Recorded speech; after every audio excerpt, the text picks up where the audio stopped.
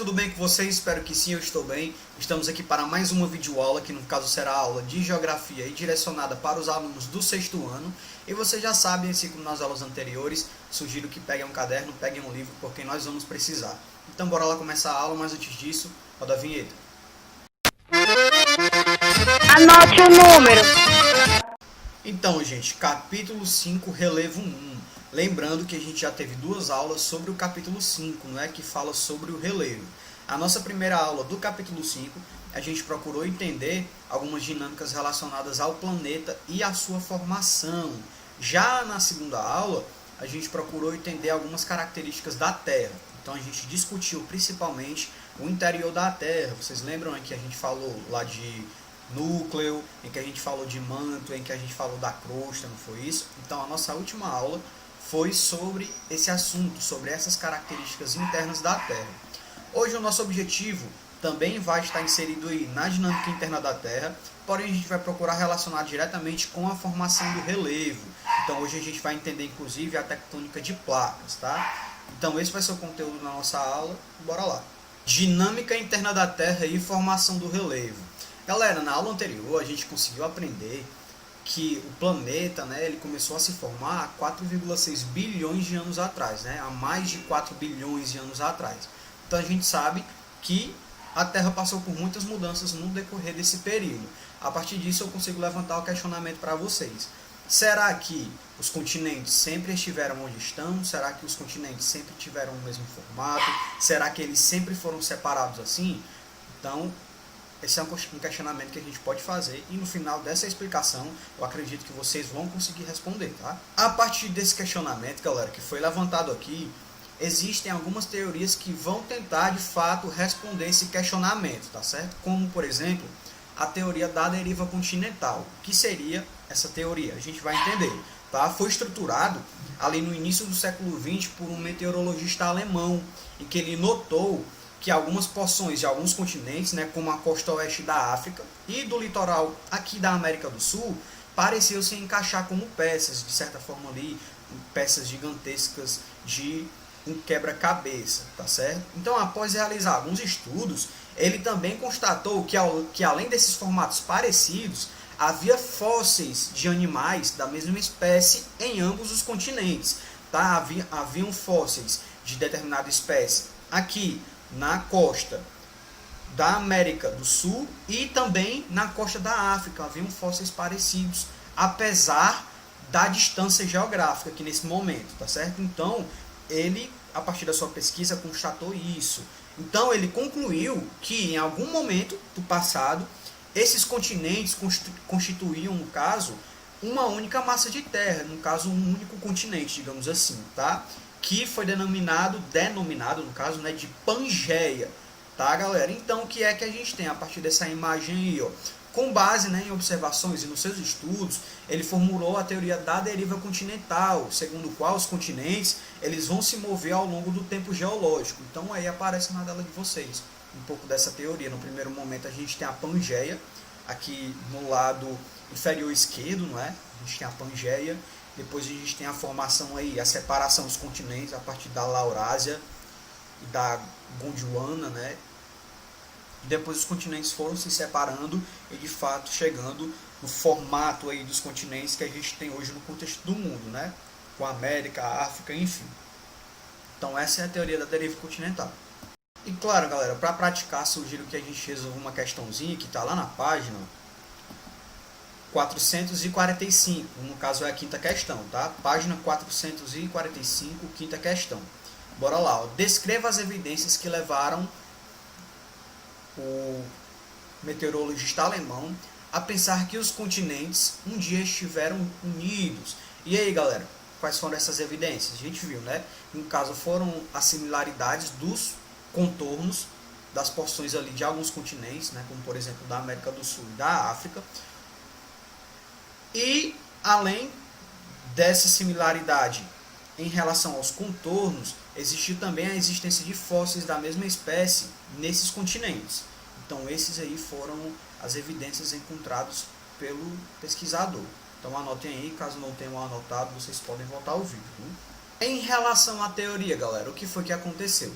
a teoria, de certa forma, ela não foi muito bem aceita pelos cientistas, pela comunidade científica, tá?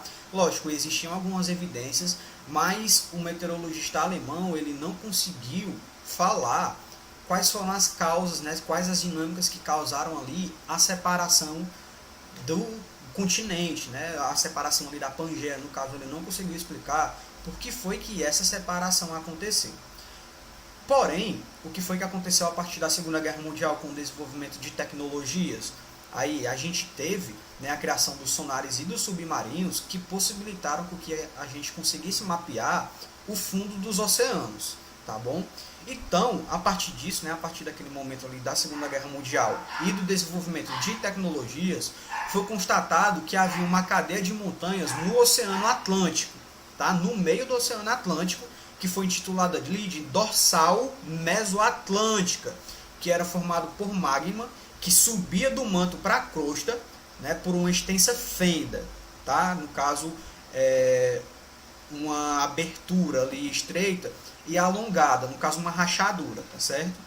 Esses estudos também apontaram que o assoalho oceânico, no caso o chão aqui que a gente está falando, do chão do oceano, ele estava em expansão nessa área. Então, gente, foi por meio dessas observações que chegaram à conclusão, certo? Que a teoria da tectônica de placas, no final da década de 1950, era sim capaz de explicar os movimentos da crosta que era apontado pelo meteorologista alemão naquele momento ali, tá? Décadas antes, no caso, né? Então, essa teoria afirma que a crosta terrestre não é um bloco rochoso contínuo, e sim é dividido em placas rochosas, no caso, as placas tectônicas, não é isso? Que vão deslizar ali sobre o manto. Então, a partir da análise desse mapa aqui, a gente percebe a distribuição das placas tectônicas, tá? Que a gente tem um limite divergente, um limite convergente e os limites transformantes, tá? Que é uma discussão que a gente vai fazer lá na frente, quando a gente for discutir as placas tectônicas, né? Então a gente vai ver ali os tipos, entre aspas, tá? A partir disso, galera, a gente conseguiu perceber que o movimento das placas tectônicas é um dos principais agentes ali, estruturadores, né, do nosso relevo, né? Um dos principais agentes internos, no caso, que vão estruturar o nosso relevo.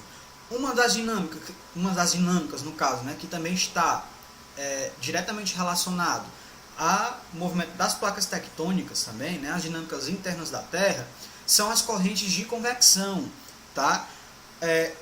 Quando a gente para observar, por exemplo, que as correntes de convecção, a gente percebe que no manto, quanto mais próximo ao núcleo, maior é a temperatura do magma, né? Isso a gente consegue de fato perceber. Em contrapartida, quanto mais próximo ali da crosta, menor ela é, menor essa temperatura é. Então o que é que a gente tem? O magma de regiões profundas, mais aquecido no caso, ascende em direção à crosta. À medida que ascende, ele se esfria e volta em direção ao núcleo. Esse processo contínuo vai formar ali as correntes de convecção e vai provocar o deslocamento das placas tectônicas no manto, tá certo? Por sua vez, o deslocamento dessas placas tectônicas é responsável pela formação de grandes estruturas no relevo, como as montanhas, e pela ocorrência de fenômenos como o vulcanismo, os terremotos e as falhas geológicas. Nessa imagem ali, a gente consegue perceber a Cordilheira dos Andes, né, que vai fazer parte ali de um conjunto de montanhas formados pelo choque de placas tectônicas em períodos geológicos recentes. Tá certo? Então aí a gente tem um exemplo aí do deslocamento, né, do que o deslocamento das placas tectônicas podem causar. E claro, galera, a gente precisa resolver uma questãozinha, ó, que está lá na página 447, e assista a questãozinha aí, tá? A sexta questão, página 447. É uma questão bem simples. O que é que a sexta questão pede?